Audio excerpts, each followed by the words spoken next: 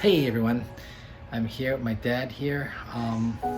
We're supposed to leave to Las Vegas tomorrow, but he has been aspirating, I think. When he eats, he keeps coughing, so the food doesn't seem to be going down the right tube. So we're not sure if we're able to go tomorrow. We're gonna wait. Breakfast and lunch were not good. Tonight we'll see. If he continues to choke or cough when he eats, then we may have to cancel the trip tomorrow. So it's kind of touch and go now. He was fine until yesterday, but I could sense that he was getting a little weak and a little fatigued. And we tried to let him rest, but today the culmination was that breakfast and lunch he couldn't eat. He could eat, but he kept coughing, so we're not sure what to do. We don't want to go to Las Vegas and have him hospitalized there, or if anything happened, or he died or he got sick. It'd be really, really hard. So again, the question is whether we should go or not. So we've called his doctor. We're going to get some antibiotics for the trip, but it depends on how he is. So dinner will tell. In a couple of hours we'll know whether we're going or not. But if we don't, we have our cousins Alvin and Wendy and Uncle Stanley and a lot of people coming to see him. So it's kind of a big drawback. So I'm not sure what we're gonna do, but we won't know until tonight.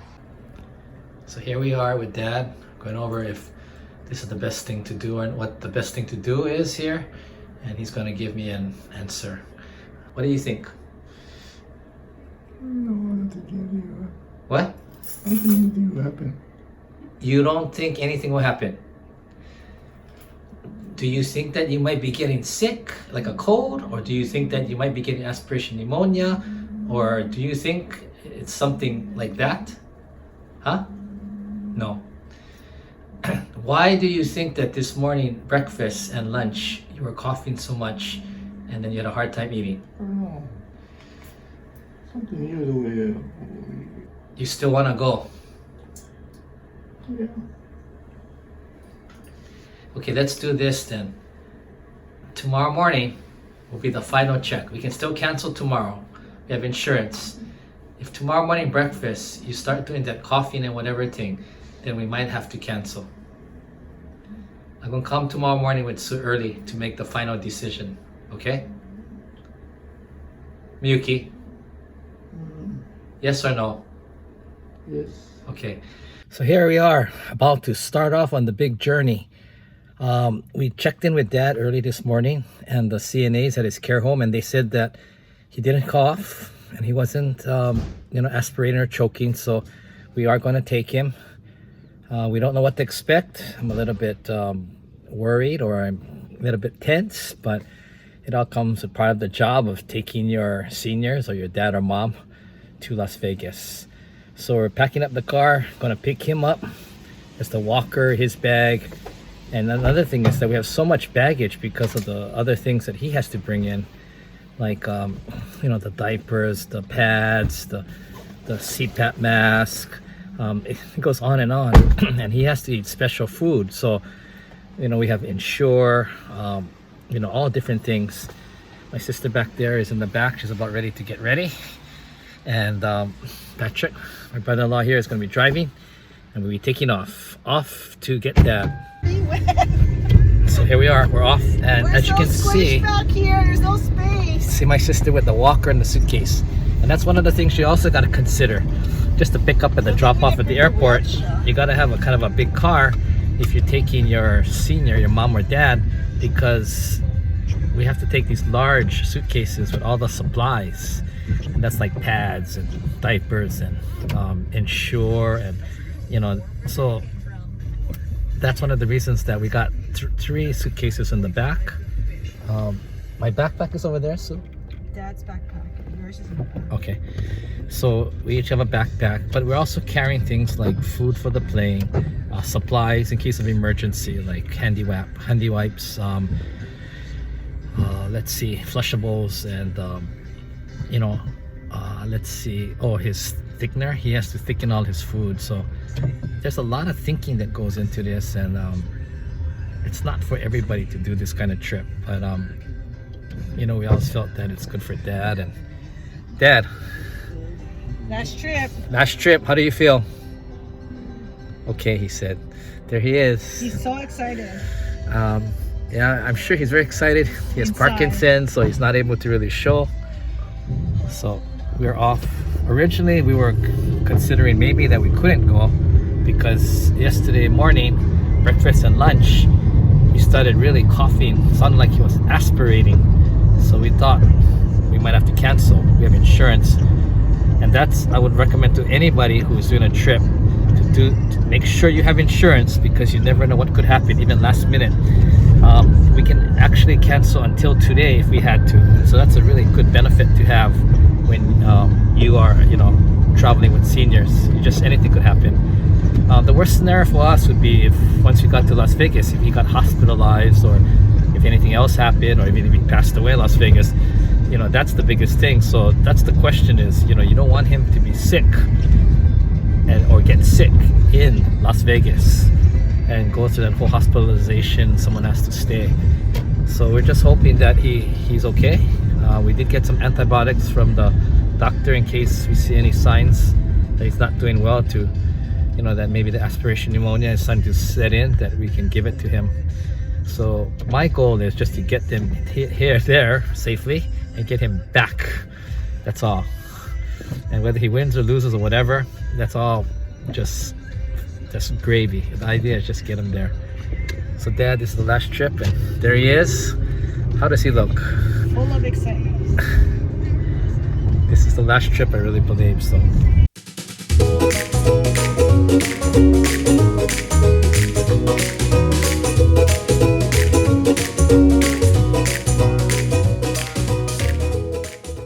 so this is what we're gonna take to the gate.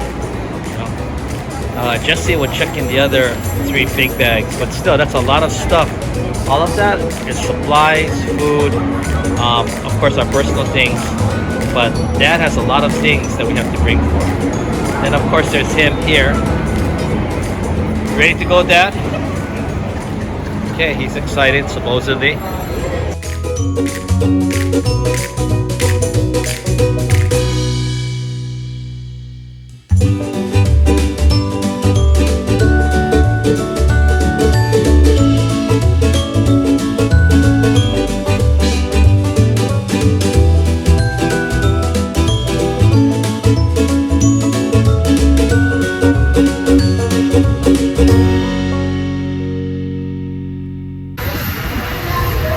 So we're still at Honolulu Airport. The Omni flight has been canceled until tomorrow morning at 5 a.m. So we have to be back here about 2:30 a.m. It's crazy. We're getting so close to leaving. Dad was all excited, and now he's all tired. We gotta get him back to the care home, hopefully in bed early. And we gotta go back and wake up, and poor Patrick, who drops us off, my brother-in-law, we'll be getting up at like 1:30 to get here at 2:30. It's crazy. There's some outer island people here. I think they put them up in hotels because, you know, they have to do that, but I don't know if there's any compensation for being late or being 1 day delayed, but it's crazy. Anyway, we're going, and we got to get our bags now, our heavy bags, and take them home and recheck them in again. Supposedly Omni is going to get another aircraft from somewhere, but we're so far in Hawaii from everything that takes time. So there's our favorite guy, Gavin. Gavin is pushing 2 people. That's amazing, he can do that. We're heading to the baggage claim to pick up our bags, but we're going to be back here before you know it. We're already tired. We didn't go anywhere. I'm tired. So if Dad's going to get sick, we should do it while we're still here so we could cancel the trip. But if not, we'll be back here. It's going to be hard on him. So here we are. This is our practice round. The real event tomorrow. 3 a.m. in the morning. Yep, 3 a.m. in the morning.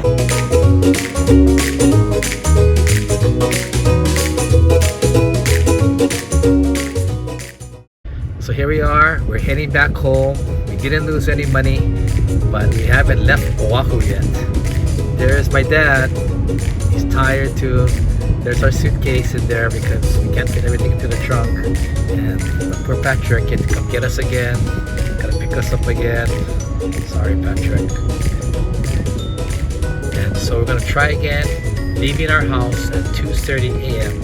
Picking up Dad at 2:45, and then checking in by 3, and then we'll play it by ear from then. Let's hope that the new aircraft works and they get it here on time. So bringing Dad back to the care home here, where we're gonna start again. So home again, jiggly jig. Dad's back. That was a good practice run to the airport. Waste the whole day there. We're home! Yay! We're back!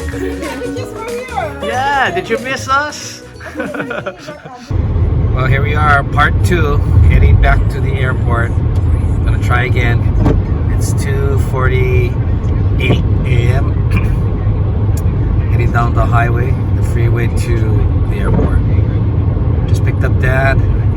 Dad seems to be more awake than we are. Riding here with Patrick Stick, dropping us off again. Poor Patrick picked us up, dropping us off. Even made for us obento and onigiri and subi. Thank you, Patrick.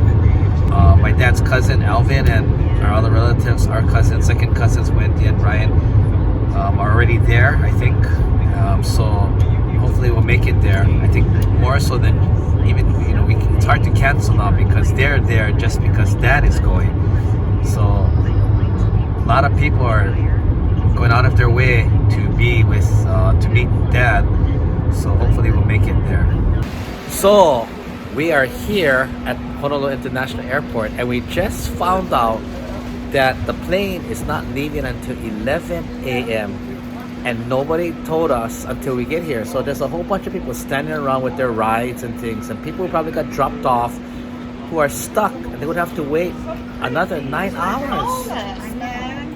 So people are not happy now. I mean, the first one, everybody said, okay, cannot help, shikata kanai. But now I'm sure they're gonna be, look at the old people like him, people who are sick, who, so now you basically lost 2 days, and our problem is our relatives are there and they're coming to see him.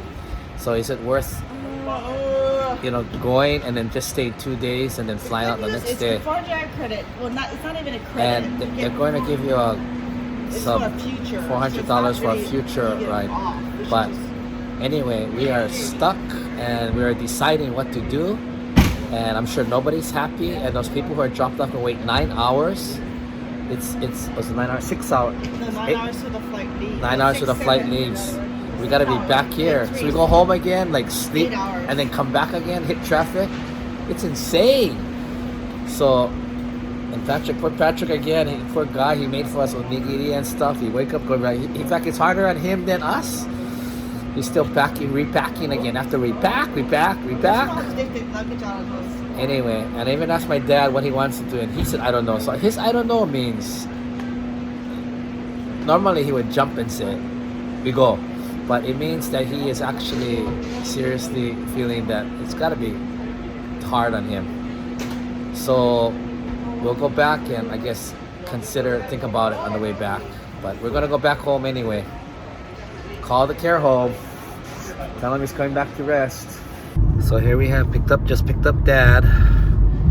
And we are on our way to talk to the office people of Vacations Hawaii.